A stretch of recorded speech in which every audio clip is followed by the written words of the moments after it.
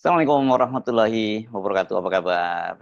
Kembali berjumpa dengan saya Sebenarnya Arif dari Forum News Network. Kita ketemu ya di akhir pekan hari ini, hari Sabtu tanggal 2 November 2024. Media asing itu, bahkan beberapa di antaranya adalah media internasional yang berpusat di London, rame-rame ini menyoroti kasus penahanan dari mantan Menteri Perdagangan Thomas Lembong atau biasa dikenal sebagai Tom Lembong.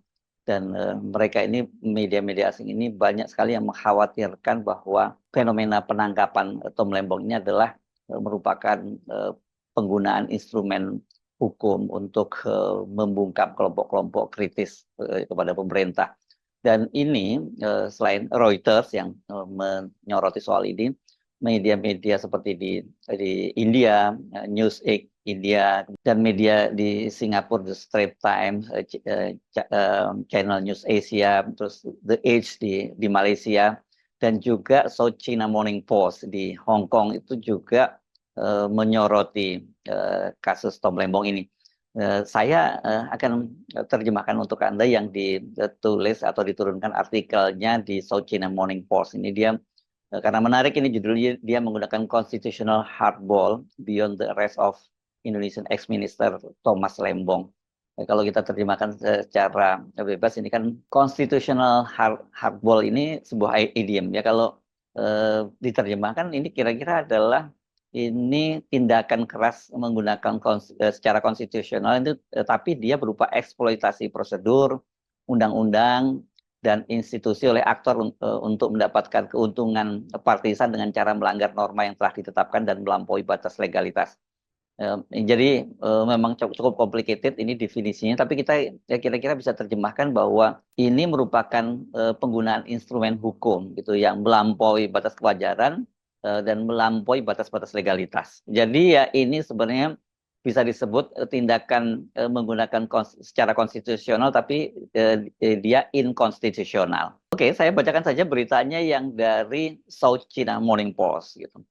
Disebutkan begini, dia menulisnya, penangkapan mantan Menteri Perdagangan Thomas Lembong dalam kasus suap impor gula menandai sikap anti korupsi yang lebih keras di bawah kepemimpinan Prabowo. Itu komentar dari para analis. Wasisto Raharjo Jati, seorang analis politik di Badan Riset dan Inovasi Nasional yang berbasis di Jakarta, ini maksudnya BRIN ya, berpendapat bahwa penangkapan Lembong mungkin menandakan bahwa pemerintahan baru di bawah Presiden Prabowo Subianto mengambil sikap yang lebih tegas terhadap upaya anti korupsi.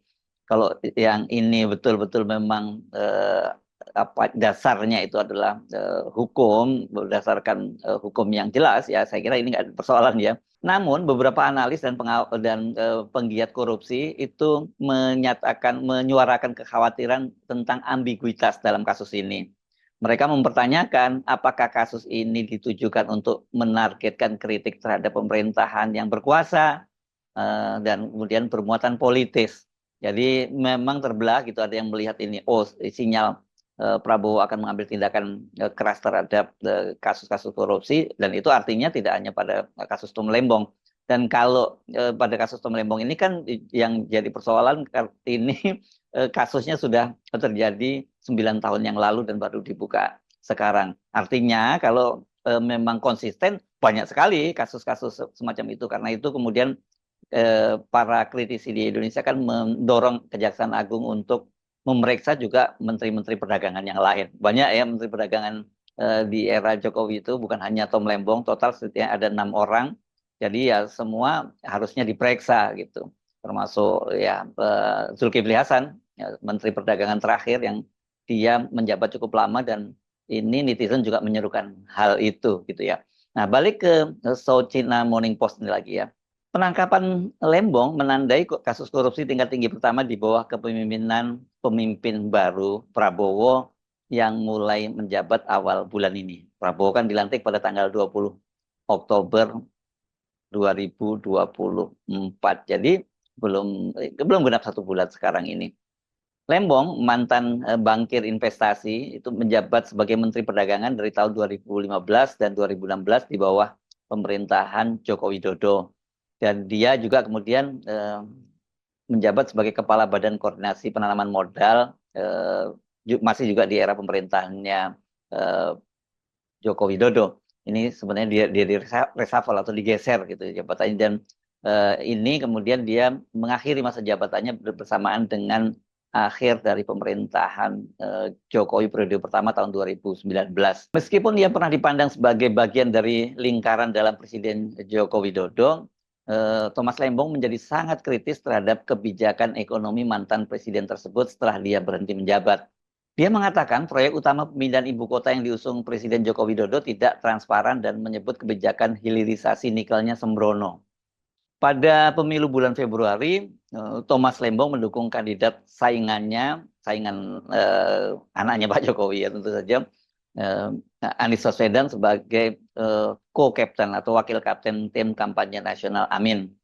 Dia juga mengambil bagian dalam protes nasional pada bulan Agustus terhadap keputusan Mahkamah Konstitusi yang dianggap sebagai upaya anggota parlemen yang bersekutu dengan Presiden Widodo dan Prabowo untuk melemahkan demokrasi. Ini maksudnya kemarin ya ketika rame-rame pada turun ke DPR ketika memprotes rencana DPR untuk mentorpedo keputusan Mahkamah Konstitusi dengan membuat revisi Undang-Undang Pilkada. Karena keputusan Mahkamah Konstitusi itu yang kemudian menurunkan ambang batas partai-partai politik dapat mencalonkan kandidatnya pada pilkada di tingkat 1 maupun tingkat 2 itu membuka peluang untuk Anies bisa maju lagi. Kenapa? Karena sebelumnya kan ada upaya menjegal Anies dengan memborong semua partai politik yang ada dan menyisakan PDIP di luar koalisi itu. Sementara jumlah perolehan kursi PDIP di Jakarta kan tidak mencukupi untuk maju sendiri, mengusung calon sendiri. Nah, dengan keputusan dari Mahkamah Konstitusi nomor 70 itu kan memungkinkan kemudian PDIP mengajukan calon sendiri, dan ini yang rencananya diterpedo dengan revisi Undang-Undang Pilkada.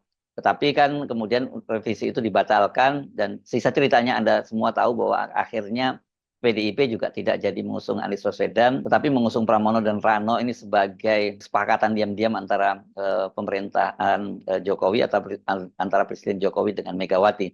Kemenangan Prabowo dalam pemilu sebagian besar berkat dukungan diam-diam dari pendahulunya yang putranya Gibran Rakabuming Raka saat ini menjadi wakil presiden.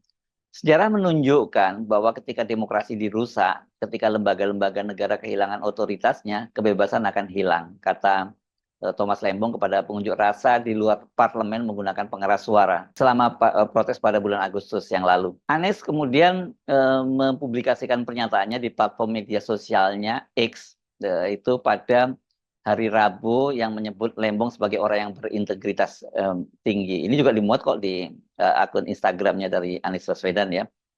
Berita ini sangat mengejutkan, namun kita tahu bahwa proses hukum tetap harus dihormati. Saya berharap negara bisa membuktikan bahwa Indonesia dibangun atas dasar supremasi hukum, bukan sekedar supremasi kekuasaan, tulis Anies. Menurut Niki Fahrizal, peneliti di Pusat Kajian Strategis dan Internasional Indonesia, terdapat tren yang muncul di negara hukum digunakan sebagai senjata politik atau tadi itu constitutional hardball, yakni penggunaan konstitusi secara inkonstitusional dan digunakan untuk kepentingan dari penguasa tadi ya. Pendekatan ini jika dilakukan secara berlebihan tidak hanya menyasar kelompok kritis atau suara oposisi, dan hal ini berisiko merusak fondasi demokrasi konstitusional katanya. Berkaca pada kasus Tom Lembong, tren pemanfaatan alat hukum terhadap lawan politik semakin terlihat. Apalagi jika tuntutan diajukan tanpa bukti yang kuat, ditambahnya. Saat ini masih ada ambiguitas dalam tuduhan korupsi terhadapnya. Kejaksaan Agung menyebutkan Lembong telah ditahan di Lembaga Pemasyarakatan Salemba, Jakarta Pusat selama 20 hari sambil menunggu selesainya berkas perkara. Ini Jaksa Abdul, ini maksudnya adalah Direktur Penyidikan Jampitsus Kejaksaan Agung, Abdul Kohar, menampik spekulasi bahwa kasus tersebut bermotif politik dan mengatakan bahwa penyelidikan telah dilakukan sejak Oktober 2023 sebelum Lembong bergabung dengan tim kampanye Anies. Perlu kami tekankan bahwa penyidik kami bekerja berdasarkan bukti selama kami menemukan cukup bukti yang memberatkan. Kami akan menangkap siapapun, kami tidak pilih-pilih tersangka katanya. Nah, ini yang dimuat di South China Morning Post. Dari artikel yang diturunkan di South China Morning Post itu kita melihat perspektif dari media-media asing ini, mereka sama dengan para pengamat di Indonesia juga yang mempertanyakan keputusan dari Kejaksaan atau tindakan dari Kejaksaan Agung itu menjadikan Tom Lembong itu sebagai tersangka dan kemudian langsung menahannya. Kalau tadi dia menyatakan bahwa sejak Oktober itu dilakukan dan sebelum Tom Lembong belum bergabung dengan tim kampanye, ini kan secara formal ya artinya dibentuk timnas gitu.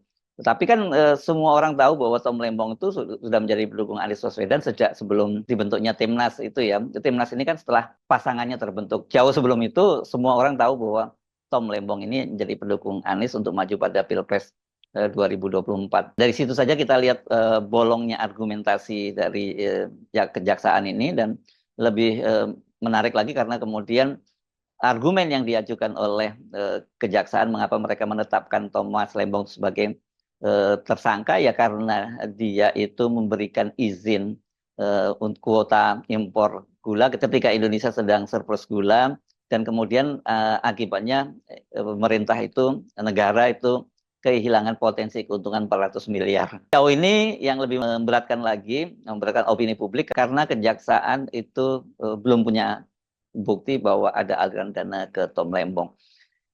Kenapa kita penting untuk menyimak opini atau pemberitaan di media-media asing ini? Karena bagaimanapun ini kan berkaitan dengan posisi Indonesia di dunia internasional. Kalau hal semacam ini kemudian mendapat sorotan asing dan dampaknya itu adalah bahwa dianggap pemerintahan yang baru ini masih juga meneruskan pola lama seperti yang dilakukan oleh pemerintahnya Jokowi, yakni membungkam kelompok-kelompok kritis dengan instrumen hukum yang kemudian kalau mantan pejabat dipidanakan dengan kebijakan-kebijakan di masa lampau, ya ini bisa sangat berbahaya. Padahal kan pemerintahannya Prabowo ini sekarang sedang berjuang untuk meraih kembali kepercayaan asing. Karena selama era pemerintahannya Pak Jokowi itu kan indeks demokrasi kita menurun, juga persepsi publik tentang korupsi di Indonesia juga sangat tinggi, dan itu semua akibat digunakannya instrumen hukum untuk membungkam lawan-lawan politiknya dan juga melindungi para kroni-kroninya. Dan kita tahu sekarang ini problem pemerintahnya Prabowo itu bertumpuk ya, persoalan ekonomi yang terus memburuk, beban hidup makin berat, kemudian juga terjadi PHK di mana-mana. Ini kan penting sekali untuk meraih kepercayaan publik internasional sehingga investasi bisa masuk lagi kembali ke Indonesia, juga bantuan bisa masuk ke Indonesia. Tapi kalau kemudian rezim Prabowo itu dianggap sama, bahkan mungkin lebih buruk dari rezimnya Jokowi ya, ini tentu saja menjadi sangat buruk. Kita tahu bahwa presiden memang seharusnya tidak boleh campur tangan dalam soal penegakan hukum. Tetapi tentu saja sinyal-sinyal dari presiden diperlukan gitu. Bagaimana sih sebenarnya arah negara ini? Tidak harus kasus per kasus Tom Lembong. Misalnya Pak Prabowo bisa memberi sinyal bahwa dia tidak ingin lagi menggunakan instrumen hukum, aparat-aparat penegak hukum itu untuk menyandra kawan-kawan politiknya yang mulai tidak sejalan dan kemudian membungkam kelompok-kelompok kritis. Kalau itu terjadi ya tadi, makanya media-media asing itu kemudian mengkhawatirkan masa depan demokrasi Indonesia dan itu karena salah satunya kasus penahanan dari Tom Lembong. Saya Sebenarnya Arif dari Forum News Network. Sampai jumpa lagi. Assalamualaikum warahmatullahi wabarakatuh.